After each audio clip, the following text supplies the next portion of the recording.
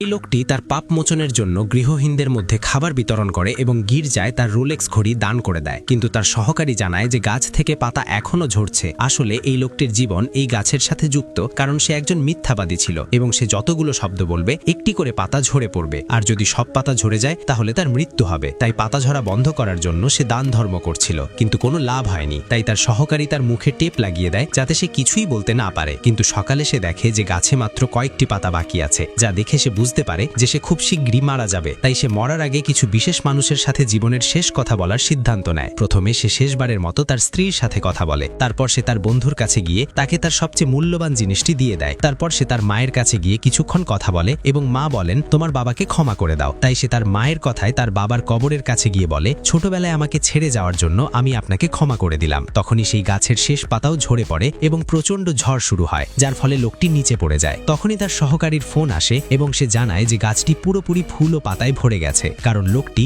জীবনের আসল পথ খুঁজে পেয়েছে।